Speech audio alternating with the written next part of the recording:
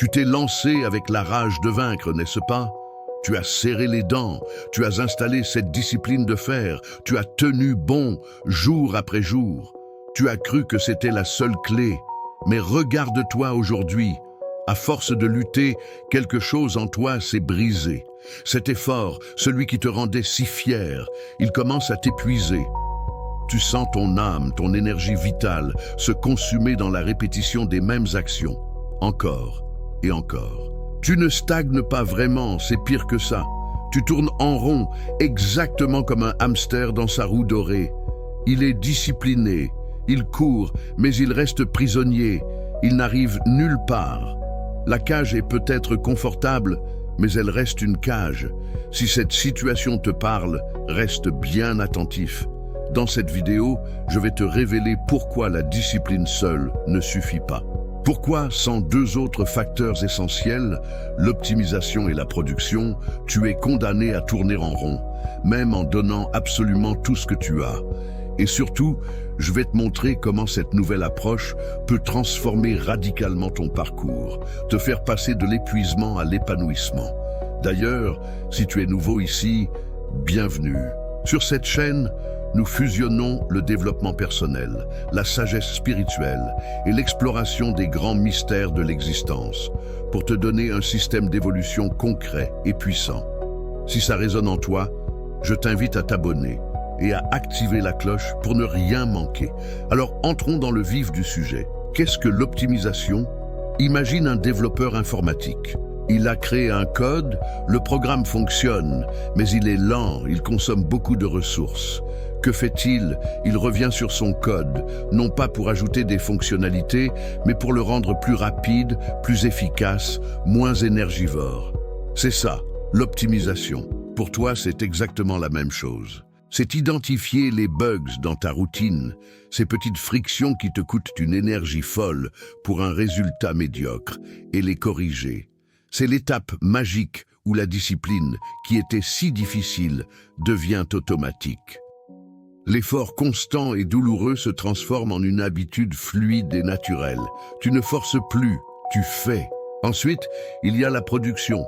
Une fois que ton système est optimisé, la production devient la conséquence logique. Ce n'est plus faire des choses pour avancer péniblement. C'est produire de la valeur, des résultats, de manière fluide, naturelle, quasi inarrêtable. C'est le rendement stable et exponentiel de ton système personnel. Tu passes du mode pousser un rocher en haut d'une colline au mode canaliser une rivière qui coule sans effort. Mais pourquoi, après avoir passé tant de temps à te forger une discipline, l'optimisation et la production sont-elles si vitales?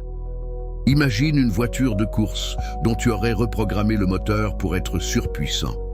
Si tu ne l'optimises pas, si tu ne renforces pas les freins, le châssis, le système de refroidissement, que va-t-il se passer? Le moteur va surchauffer et tout va exploser. C'est pareil pour ton cerveau.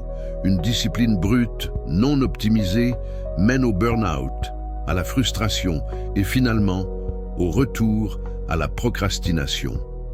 L'optimisation, c'est ton bouclier anti-épuisement. Elle transforme la discipline en réflexe et ce réflexe, à son tour, génère des résultats concrets et visibles. Alors, concrètement, comment on fait? Laisse-moi te présenter les 3 bugs les plus courants que tu dois déboguer dès maintenant pour devenir vraiment performant. Bug numéro 1. La tâche sans rendement.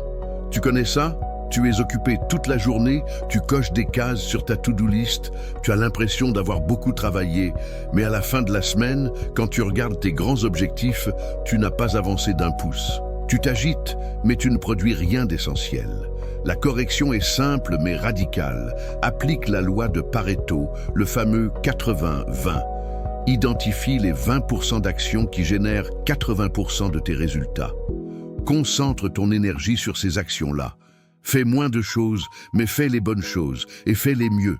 Arrête de t'agiter et commence à produire. Bug numéro 2. L'échec émotionnel. Ce bug est sournois. Quand tu échoues, quand un projet ne se passe pas comme prévu, tu prends ça personnellement. Tu as l'impression que tout s'effondre, que tu es nul, que tu n'y arriveras jamais. C'est une erreur fondamentale de perspective. Corrige ça maintenant. Un échec n'est pas un verdict sur ta valeur, c'est un feedback, c'est une donnée. Chaque bug dans ton système t'indique précisément où une mise à jour est nécessaire. Vois chaque obstacle non pas comme un mur, mais comme un panneau de signalisation qui te dit « optimise ici ». Et enfin, bug numéro 3, l'anti-friction. Ton environnement de travail, tes habitudes, tout est rempli de petites frictions qui te ralentissent et te drainent. Le téléphone qui vibre toutes les 5 minutes, les dossiers mal rangés, le fait de devoir réfléchir chaque matin à ce que tu vas faire, chaque petite friction est un poids mort que tu traînes. La solution, simplifie. Rends tes bonnes habitudes tellement faciles et évidentes que ne pas les faire demanderait plus d'efforts. Prépare tes affaires la veille, coupe les notifications, crée un espace de travail où tout est à portée de main.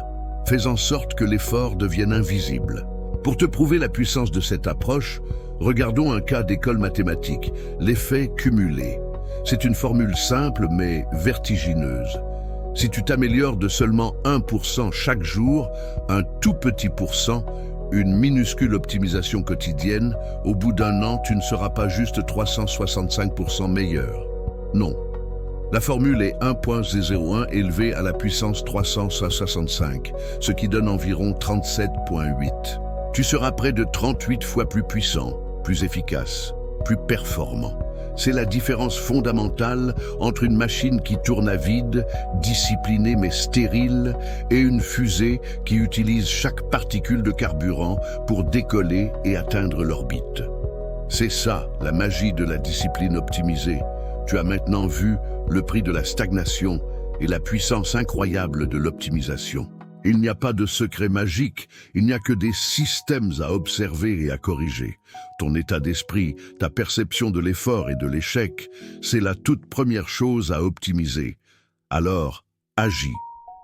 Corrige ton premier bug dès aujourd'hui. Si cette vidéo t'a aidé, si elle a allumé une étincelle, alors c'est que nous avançons ensemble.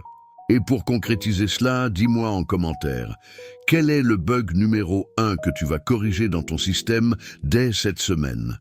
Partage-le. Engage-toi publiquement. C'est le premier pas. Merci de m'avoir écouté et à très vite pour la suite.